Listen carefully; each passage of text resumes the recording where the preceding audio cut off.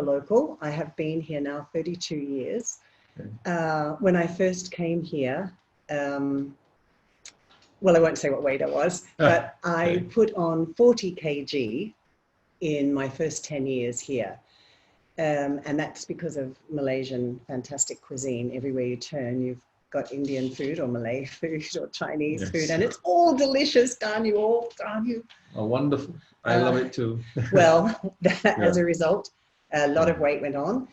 Plus, at the same time, I'm an emotional eater. We started living with my in-laws, and I found myself at night just stuffing my face because you can't really say to your in-laws no. Yes. So everything I was forced to say yes to would come back and bite me in the bum at nighttime. I'd stand in front of the cupboard. You know, sometimes I would mainline Milo from the tin. Wow. Just to get, Wow. It was a serious Milo addiction I had going. And so eventually, of course, the weight just catches up and you have to do something about it. You start realizing that, you know, you can't go on like that. You can't run as well. You can't walk upstairs as well. It eventually got to a point where I became pre-diabetic. Okay. My knees were giving me terrible trouble, and I love hiking, and I couldn't do that as readily as before. Eventually had a scan on my knees and found out I have inflammation on my patella. Okay.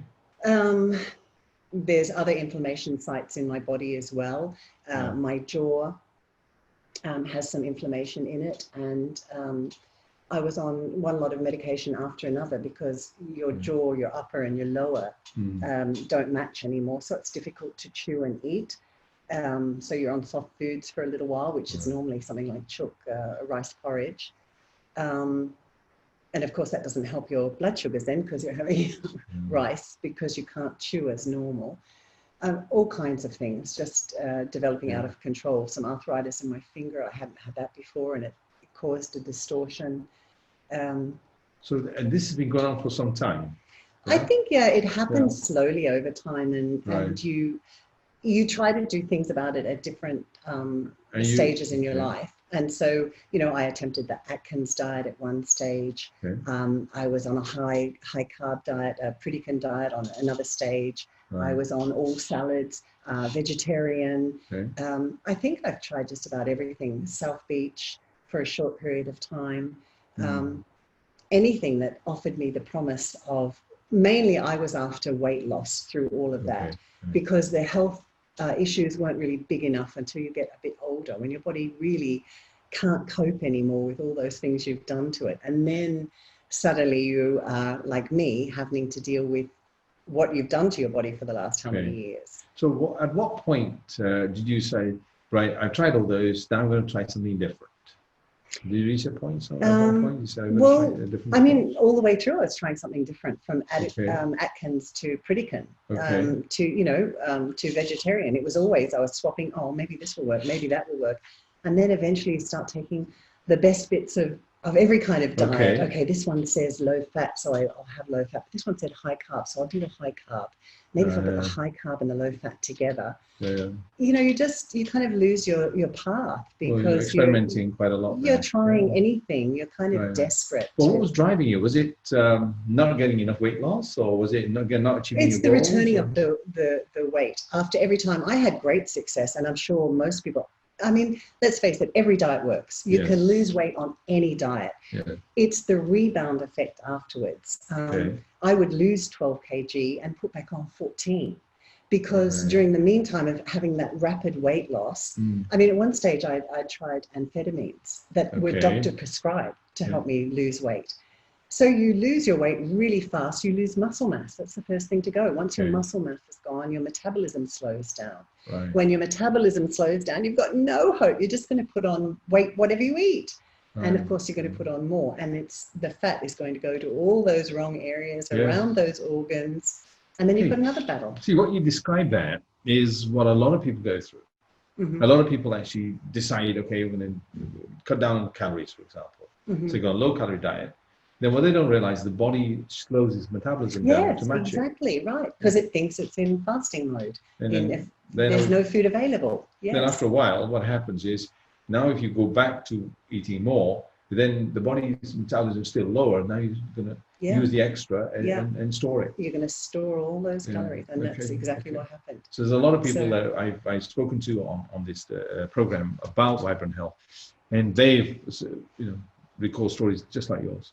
Yeah, it's a sad truth of dieting. Right. That's why I think, having found a ketogenic diet now, it seems to have answered so many of the problems that I've created with my history of dieting. Right. So ketogenic diet, and briefly for the people who are maybe watching for the first time, essentially is... It would be 75% fats and 25% protein. Well, I guess that can't be right. No, it's 70%, 20% and 10%. So 70% fat, 20% protein and 10% carbs. Right. Okay. So when you first started doing that, was there any reaction from your family in terms of the kind of food you're eating now? Of course, there's always going to be some kind of reaction. You can hear it when you tell people what you're doing. They say, "Oh, you look great. You've lost weight. What have you been doing?" And you tell them, and you start off with, "Well, I've been eating fats and butter," and of course, there's that look of horror, and everyone's like, "You've been eating what?" And my husband, of course, is a doctor, so he just shakes his head in disbelief. This time around, he hasn't been able to do very much because he's seen the weight loss and he's seen the health benefits that come with it. Okay, so when we're talking about the health benefits, we're talking about the blood tests that follow. Yes. And the results are which are difficult for people to argue. Exactly right. I wish that I had have done a baseline test at the beginning before I started. Okay. I think that would have been really beneficial. Now I'm, I guess, 3 months into it.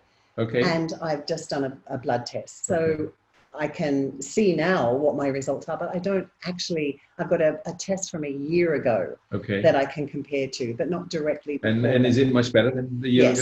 Yes. Brilliant. Okay. So we will come back and talk about the test, because I think there were some concerns you had about the test, and we can discuss those as well. Okay. So it's fantastic. So do you feel that you may have found the right formula now? Do you think? I think so. I think I understand how it works a lot better. I feel much better on it. Brilliant. There are some restrictions. For goodness sake, I miss bread.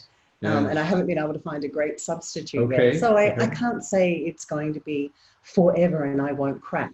But I imagine if I did crack, I would jump back on the keto train again. What keeps you there? Is it the knowledge of, obviously, weight loss is a obvious indicator. It's something that you can see, everybody else can see. And you look in the mirror, you feel good, and people give you compliments all the time. Yeah, that's true. Beautiful. I mean, that's what we want to hear, isn't it? Yes. That our effort is being rewarded. Right. And that's the reward you're getting. Okay. Then are there any other benefits beyond the weight loss? Oh, of course. Because with the weight loss and a reduction in inflammation, you're feeling better, you've got more energy, you're sleeping better, your moods are more stable. So can we just talk about the reduction in inflammation? What does that mean for you? Less pain? Yeah, it means I can hike again. I'm sure last time I was doing 3 times a week, and at the end of each hike I was sitting in the car taking anti-inflammatories and crying because the pain was so bad. Wow. Of course, the weight loss has taken some of the pressure off my knees, which is a big help in itself. But I believe the inflammation inside has gone down tremendously as well. So that's taken away a lot of the pain. I have slightly more flexibility in my joints. Last time it was really difficult to raise my knee too high or bend my leg up at the back. I have better range of movement now because I think the inflammation has subsided somewhat. Okay, wonderful. And what about the other topic that we talked about? In your family, is there any history of diseases that bothers you? We have a family history of diabetes and then moving on to pancreatic cancer.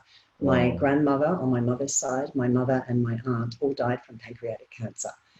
So it seems it's a familiar thing, and it's on the girl's side. And of course, it scares me to death that, I'm the next generation. Because the worst thing about pancreatic cancer is you don't know about it until it gets to a very late stage. Exactly. And then there's nothing you can do. With my mother, she became diabetic prior to finding out about pancreatic cancer, which was 4th stage when she found out.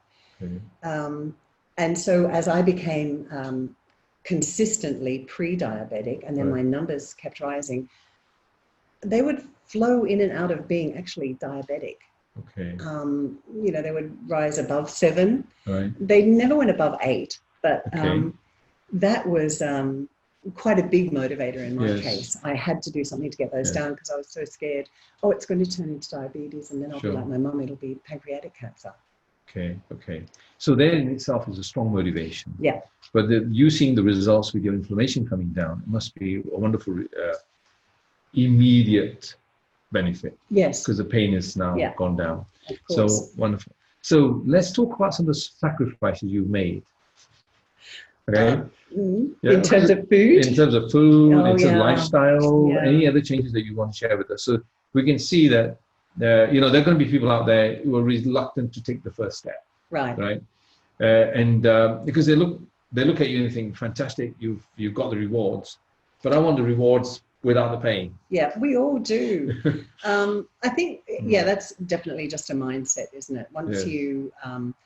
Once you're focused in on there are health benefits to this, and once you see them, come to life in your life, then I think it's much easier to stay on the course. How long did it take to see the benefits straight? I've only been on keto diet for, coming up to 3 months. 3 months? Yes, Fantastic. and I've lost 10 kg. Wow. I lost 8 kg in the first 8 weeks. Wonderful. So, it's a very fast response. Fantastic. But the good thing to that is that I've been at home. MCO has allowed me. It's helped you. Very much so, because I can control what I eat. I'm making my own food. Previously, I was socializing every day. There was at least one meal or afternoon tea or something out. I'm a little nervous to know how I'm going to control it when we go back to normal. When we talk about vibrant health, we talk about phases of change. So you've gone through the first phase of change, and you're now in the second phase. So there's a rapid loss of weight, the first phase. People follow it properly. Then you come to the second phase. The second phase now requires possibly different approaches. Depends on what you've been doing. Oh, yeah. Right. Okay, so we'll talk about that in a moment. And then you move to the third phase, which could be the long-term phase. Right. And so this is the most dangerous phase you're in. Right. As far as the second phase, because here what happens, a lot of people come to this stage and feel they've achieved their goal and they go back. I've done that many times before on other diets. So now we're going to keep you here and help you to go the long term. Right. And then the long-term benefits start to kick in. Yes. So the long-term benefits of moving you from pre-diabetic to non-diabetic. Yes. That's a long-term benefit. To keep the inflammation so low that you don't get the effects that you had before. Right. So they become the long-term health benefits. And then there's that mood change. Right. I think you're enjoying that already. Yes. And then that becomes part of your life. I think also as you age, there's my family, my mother died at 63 and my father died at 32. So I have no way of 32. So there's no way of knowing whether dementia runs in my family. Yes. And that's a great fear for me. Oh, what if I'm an Alzheimer possible candidate later? Okay. So something like the ketogenic diet, it offers that benefit as far as we know, to protect the brain from that. So I'm hoping that will also help me keep the course. Okay, but you've also been reading a lot of materials. You've been following Jason Fung. We've talked about Dr. Jason Fung before. And of course, you've been following whatever my wife has been sending you videos. She's fantastic. Oh my God. So Dr. Feeney, I think was Stephen Feeney, from the United States. Really, he's one that I listen to quite a lot. And Dr. Sarah Hallberg is another one. She's amazing. Westman, quite a bit. Westman has got a huge database. Right. 65,000 patients he's gone through in the United States. So we know that his experience is not just a few patients. Right.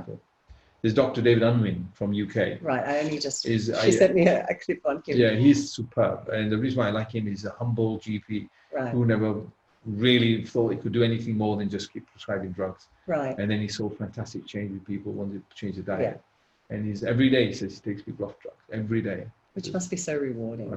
That should be what medicine is all about, isn't it? Yeah, and he's saying, I'd gone from looking at retiring soon and very, very depressed and bored about medicine to being incredibly enthusiastic about the future. Right.